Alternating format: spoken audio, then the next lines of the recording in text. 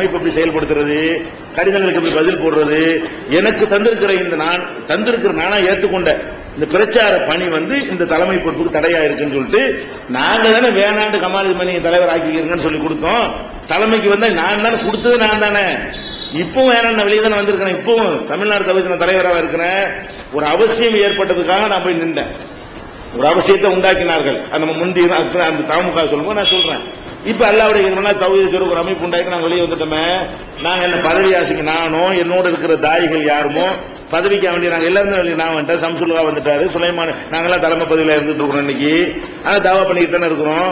அப்ப ஜாக்குல இருந்து நாங்க வந்தது எதுக்கு இல்ல, பணமேற்றுக்கு நாங்க வந்ததாக அவங்களும் சொல்லல. அதே நேரத்தில் எங்களுடைய பதவிக்கு வேண்டி நாங்க வந்தோமா, அப்படி மரியாதை கிடைக்கலன்னு வந்தோமா. ஜாக்குல இருக்கும்போது எனக்கு தானே முதல் மரியாதை கொடுத்தாங்க. ஜாக்குல நான் இருந்த காலத்துல நான் தலைவரா இல்லாவிட்டால் கூட பொறுப்பு கூட்டம் நாட்டம் பிரச்சாரம் போட்டா என்னைத்தான கடைசியா பேச சொல்லுவாங்க. கமாலுதீன் முதல் பேசுவாரு. அப்படி இருக்கும்போது எனக்கு என்ன குறை, தனி மனிதன்கிற முறையில பாத்தீங்கன்னா என்னுடைய இஷ்டத்தை கெடுக்கிற மாதிரி என்ன அந்த இயக்கத்தை ஒண்ணு நடக்கவே இல்லை. என்னையத்தான் நல்லா வச்சிருந்தாங்க. அந்த இயக்கத்திலேயே தனிப்பட்ட ஒரு மனிதன்கிற முறையில பார்த்தால் நான் அதோடு வந்திருக்க கூடாது. ஏன், அதில் நான் இருந்த வரைக்கும் எனக்கு உரிய மரியாதை அவங்க குறைக்கவே கிடையாது. தலைவராக அவங்க இருந்தாலும் என்னை தான் தலைவர் இடத்துல வச்சிருந்தாங்க. நான் எதுக்கு அவங்கள்ட்ட வரணும் யோசிச்சு பார்க்கணும். அப்ப அதெல்லாம் காரணம் இல்லை. வேற என்ன காரணம், என்ன நம்ம வேற சில கொள்கை நடைமுறைகள்ல நம்ம பார்த்தோம், சில தவறுகள் வந்தது. என்ன தவறு, மாவட்டங்கள்ல சில பொறுப்புகள் இருக்கக்கூடியவர்கள் அந்த லேடிஸ் மேட்டர்ல கையங்களவுமாக ஆதாரமாக மாற்றாங்க. அதை நம்ம கவனத்துக்கு கொண்டு போறேன். உறுதியா நடவடிக்கை எடுத்து நீக்கல. அவங்கள மாவட்டத்தில் இருக்கிறவங்க மாநில பொறுப்பு கொண்டு வர்றாங்க. ஒரு ஆள் மேல இவர் மேல நான் குற்றம் சுமத்துறேன், இவர் மேல நடவடிக்கை எடுத்து மாவட்டத்தில் தூக்கி எறிஞ்சிடணும். இவர் கிளையில் இருக்கிற குற்றம் சுமத்தின அடுத்த மாசம் என்ன செய்யறது, இவரை மாவட்ட தலைவராக என்ன செய்யறாங்க, ஆக்குறாங்க. இப்படியாக பல ஊர்களில் நடந்தது. அதே மாதிரி பொருளாதார அமைப்பில் இருந்து கொண்டு விசா வாங்கி தரணும், அது வாங்கி தரணும், மோசடி பண்ணி ஏமாற்றியதாக பல புகார்கள் தலைமைக்கு அனுப்பி அவங்க நடவடிக்கை எடுக்கிறவன என்னுடைய கவனத்துக்கு அந்த பாதிக்கப்பட்டவர்கள் அனுப்புறாங்க. அதை போய் நான் கேட்கிறேன், என்னங்க இது அநியாயமா இருக்குது, நம்ம ஜமாத்துல நிர்வாகியா இருக்கிறாள் இந்த மாதிரி பண மோசடி செய்யறாரு, இதெல்லாம் நீங்க சரி பண்ணக்கூடாதா அப்படின்னு கேட்டா அதை திரும்பி என்ன செய்யறாங்க, அவனுக்கு அந்தஸ்து கூட்டுறாங்க, அவனுக்கு பெரிய பதவியை மாநில பொறுப்புல கொண்டு அந்த மாதிரி ஆட்கள்லாம் வைக்கிறாங்க. இதெல்லாம் உங்களுக்கு பேப்பர் ஆதாரங்களோட ரெக்கார்டு ஆதாரங்களோட வேணும் என்று சொன்னால் ஜாக்கு விளக்கம் ஒரு சீடி போட்டுக்கணும். எத்தனை சீடி, 5 சீடி. அந்த 5 சீடியில கிளிப்பிங்கோட பேப்பர் ஆதாரம் பாத்துக்கலாம், இங்க இருக்கு, வாங்கி பாத்துக்கிறேங்க. ஏன்னா ஆதாரம் இல்லாம நான் இதை சொல்லல. ஜாக்கு மேல நான் சுமத்தின குற்றச்சாட்டுக்கு இந்த சீடிக்கு அவங்க இதுவரைக்கும் பதில் சொல்ல கிடையாது. இந்த 5 சீடிக்கு 5 சீடிக்கு அவங்க பதில் சொல்லிட்டு நம்பிக்கை நமக்கு அவங்களுக்கு கிடையாது. இந்த சீடிக்கு அவங்க இன்னைக்கு வரைக்கும் என்ன செய்யல, எவ்வளவு நாளாச்சு போட்டு அது நாங்க மக்கள்கிட்ட எல்லாம் பரப்பல. அமைப்பு சார்ந்தவங்களுக்கு கொடுத்தாலும் நிறைய பேர் தெரியல. எதுக்கு தெரியல, அது எல்லாருக்கும் ஆளாளுக்கு அடிச்சு தள்ளிக்கலாம் நாங்க என்ன செய்யல, கொடுக்கல. யார் அமைப்பு ரீதியா செயல்படுறாங்களோ பாத்துப்பா, இது இருக்க முடியுமாப்பா, இப்படிலாம் நடக்கிறாங்களப்பா, எப்படிப்பா நாங்க இருக்கிறது அப்படின்னு சொல்லிட்டு இந்த பண விஷயங்கள்ல பொருளாதார விஷயத்துல நேர்மை இல்லாமல் இருந்த காரணத்தினாலையும் அதே நேரத்தில் இந்த ஒழுக்கக்கேடு விஷயங்களை ரொம்ப சர்வ அலட்சியமாக நடந்து கொண்ட காரணத்தினாலையும் நாங்க நொந்து போய் ஒதுங்கணும். வேற இயக்கம் காண நல்லா வலிக்குங்க. நொந்து போய் நினைஞ்சோம், ஒதுங்கியே இருந்தோம். தனியா இருந்து கொண்டு வேற ஒரு இயக்கங்கள்லாம் கட்டாம இருந்து கொண்டே இருந்தோம். அப்ப வெளியே போயிடல, சரி செஞ்சுட்டு போறாங்க, கொள்கையில மாறாத வரைக்கும் நம்ம ஏன் பண்ணணும்னு இருந்தோம். அப்புறம் என்ன பண்றாங்க, கொள்கையில மாறினாங்க. எதிர்க்கணும் நிலைக்கு எதுக்கு வருது, என்ன கொள்கையில மாறினாங்க, கல்யாணத்துக்கு போனா பெண் வீட்டு சாப்பாட்டுல போய் சாப்பிட்டாங்க. இந்த தேதி வரைக்கும் பெண் வீட்டுல ஆம்பளை தானே வலிமா கொடுக்கணும், பெண் வீட்டாட்ட வரதட்சணை வாங்க கூடாது, சாப்பாடு அவங்களுக்கு கிடையாது தானே. கல்யாணத்துல பெண் வீட்டாட்ட சாப்பாடு வாங்கி சாப்பிடுற பழக்கம் சமுதாயத்தில் பல ஊர்களில் இருக்கிறது. இதுல போய் நம்ம இந்த ஜாக்குடைய தலைவரை போய் சாப்பிடுறேன், இந்த தேதியும் சாப்பிடுறாரு. இந்த தேதி வரைக்கும் இது மார்க்கத்தில் உண்டான என் பெண் வீட்டு சாப்பாடு சாப்பிட கூட தடையா இருக்குன்னு கேட்கிறாரு. வரதட்சணை வாங்க கூட நம்ம தடையா இருக்குது, மகருதான் கொடுக்க சொல்லி இருக்குது, வரதட்சணை வாங்காத அதிசயம் இருக்குது, குர்ஆன்ல இருக்கா செய்யுது, கூடுண்டா வாங்காத அர்த்தம் இருக்குது. வேணும் மனமுரண்டாக அந்த திருச்சி பேசுறான்னு சொன்ன அடிப்படையில் முன்னுரையில திருச்சி பேசுற மாதிரி அதை பேசினார்கள். அதே மாதிரி சில ஹதீசுகளை என்னஞ்சாங்க, மார்க்கத்துக்கு மனமுரண்டாக ஹதீசுகளை கிண்டல் பண்ணாங்க. எப்படி கிண்டல் பண்ணாங்க, பெருநா தொழுகையில திடல்ல தான் ரசூலுல்லாஹ் தொழுவாங்க, பள்ளிவாசல தொழுவல. நம்ம பள்ளியெல்லாம் சாதாரண பள்ளி, ரசூலுல்லாஹ்வுடைய மஸ்ஜித் நபவி 1000 மடங்கு நன்மை தரக்கூடிய பள்ளி. அதுல கண்டிப்பா பள்ளியெல்லாம் தொழுது ஆகணுங்கிற ஒரு பள்ளி. நம்ம பள்ளியில தொழுவது அப்படி தனிச்சிறப்புலாம் கிடையாது, எல்லா பள்ளியும் சமமான பள்ளி தான். வெளியே உள்ளதை விட பள்ளி சிறந்தன்னு சொல்லலாமே தவிர மஸ்ஜித் நபவி அளவுக்கு சிறந்ததா? சிறந்தது கிடையாது. அவ்வளவு சிறந்த மஸ்ஜித் நபவி இருக்கும் பொழுது கூட அங்க தொழுவாம திடல்ல போய் தொழுவாங்க. மீன் பர்பஸா செய்யறாங்க. அப்ப நம்ம ஒரு பெருநாள் தொழுகை கூட பள்ளி வாசல தொழுது இல்ல அப்படிங்கிற ஒரு நிலைப்பாட்டை நம்ம வலியுறுத்தி செய்ய சொன்னா திடல் தொழுகைன்னு கிண்டல் பண்ணி அவங்க பத்திரிகை எழுதினாங்க. என்ன பத்திரிகை நினைச்சாங்க? திடல் தொழுகைன்ற தொழுகை திடல்ல தொழுகிற சொன்னதுன்னு சொன்னா இன்னும் திடல் தொழுகைன்னு ஒரு தொழுகை நம்ம உண்டாக்குற மாதிரி கிண்டல் பண்ற ஹதீஸ் கிண்டல் பண்ற மாதிரி. அப்ப திடல் தொழுகைன்னு ஒண்ணு உண்டான்னு நினைச்சாங்க.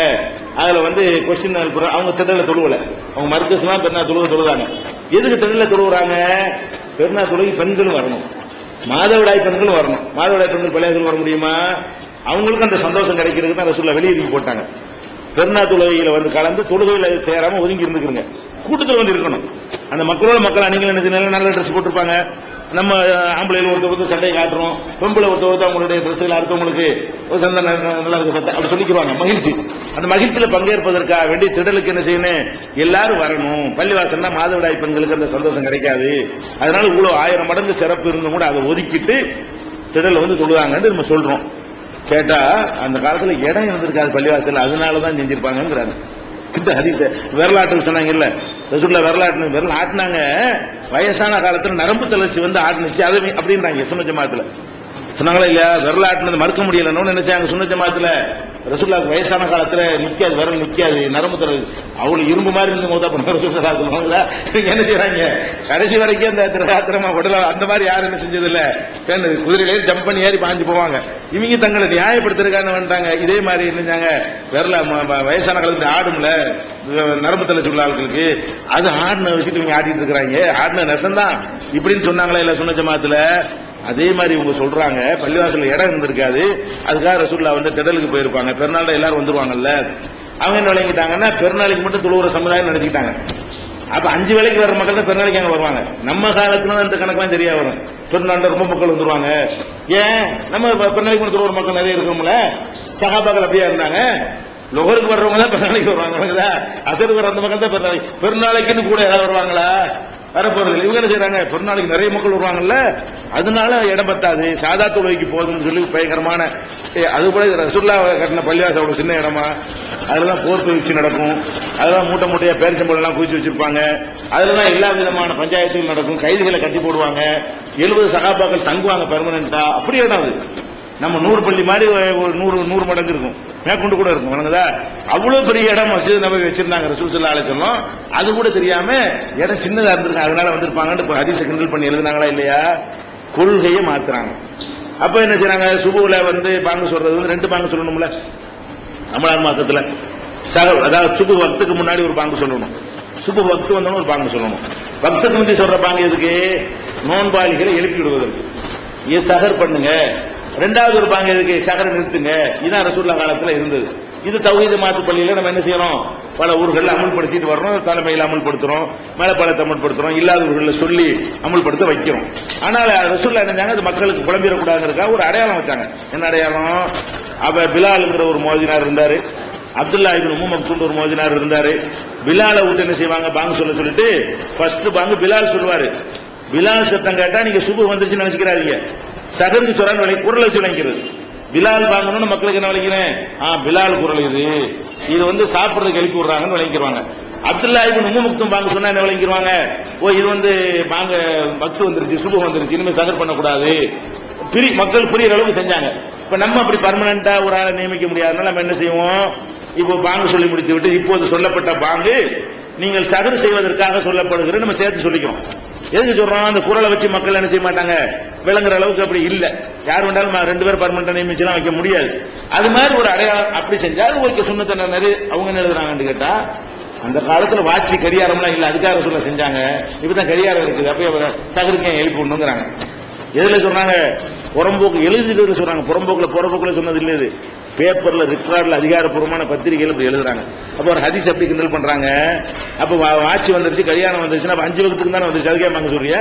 அது சகருக்கு மட்டும் தான் வந்திருக்கா கல்யாணம். அப்ப லோகருக்கு வாங்க சொல்றியா? கல்யாணம் வந்துருச்சுல, அசருக்கு அது கேட்கலாம் நம்ம பாங்க. இந்த காரணத்துக்காக அந்த பாங்க விடணுமா இருந்தால் அப்ப என்ன செய்யணும்? எல்லா பாங்களும் விடணும். அப்ப இதெல்லாம் பாக்கணும். நாங்க நோந்து போறோம், ஏன்னா இது ஹதீஸோட மோதுறாங்க. அதுக்கப்புறம் நினைச்சாங்க குர்ஆன் ஹதீஸ் மட்டும் மார்க்கம் இல்ல, குர்ஆன் ஹதீஸ் மார்க்கம் தான், சஹாபாக்களை பின்பற்றி ஆகணும், சஹாபாக்கள் ஒரு தப்புமே செய்யல அப்படின்னு சொல்லிட்டு அல்ஜனத் பத்திரிகையில கமால் மதனி, ஹாமித் பக்ரி ஆகியோர் 5 பேர் 3 பேர் சேர்ந்து கையெழுத்து போட்டு அல்ஜனத் பத்திரிகை அறிவிக்கிறாங்க. குர்ஆன் ஹதீஸ் மட்டும் மார்க்கம் இல்ல, சஹாபாக்கள் தப்பே செய்யாதவங்க, நபிமார்கள் தப்பு செய்யறாங்க நம்ம சொல்லிட்டு இருந்தோம் இவ்வளவு காலமா. சஹாபாக்கள் ஒரு தப்பு எழுதுனாங்க ஜன்னத் பத்திரிகையில, சஹாபாக்கள் ஒரு தப்பும் செஞ்சது இல்ல. இப்ப நம்ம என்ன செய்யறோம்? ஆஹா, குர்ஆன் ஹதீஸுக்கு தானே ஒரு ஜமாத்தை உண்டாக்கணும். இந்த ஒழுக்கக்கேடு பணங்காசுன்னு வரும்போது ஒதுங்கி தான் இருந்தோம். கொள்கை மாறும்போது இப்ப தனியா நம்ம ஆகா வெளியே வந்தாகணும். மக்களை கெடுத்துருவாங்க. இப்ப குர்ஆன் ஹதீஸ் சொல்லக்கூடிய மக்களை தப்பான பாதையை கொண்டு போயிருவாங்க போது அப்ப உடச்சி என்ன செய்ய வேண்டியிருக்கு? அப்பதான் நம்ம ஆரம்பிக்க வேண்டியிருந்துச்சு. அப்ப நீங்க என்ன பார்க்கணும்னா எதுக்கு வந்தாங்கன்னு நீங்க பார்க்கணும்.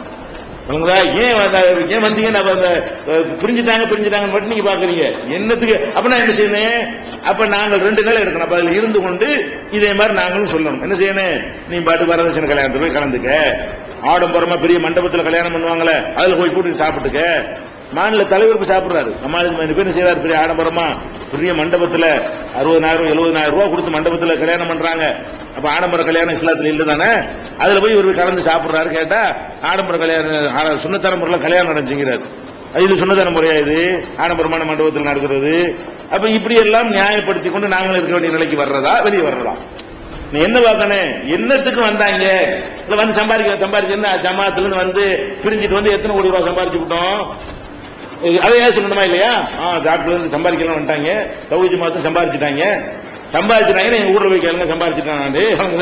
என்ன சம்பாதிச்சு கேட்டா செய்யும்? எங்க ஊர்ல உள்ள 50 பேருக்கு தெரியும். பேங்க் அக்கௌண்ட் இல்லாத ஒரே ஆள் நான் தான் இருப்பேன் உலகத்துல. எவனுக்குதா பேங்க்ல எனக்கு எந்த அக்கௌண்ட்டும் கிடையாது, எந்த பேலன்ஸும் கிடையாது. உலகுதா அது மாதிரி வாடகை வீட்டுல உட்காந்துட்டு இருக்கோம் சென்னையில. எங்களுக்கு கார் கிடையாது, வாகனம் கிடையாது, இல்லையா? என்ன சம்பாதிச்சிட்டோம்? இருக்கிற ஒரே ஒரு பூர்வீகமா உள்ள ஒரு வீடு இருக்கு. வேற என்ன சொத்து வாங்கிட்டோமா, சுகம் வாங்கிட்டோமா, பேங்க்ல பணம் வச்சிருக்கிறோமா, என்ன பண்றோம்னு கிடையாது. அப்ப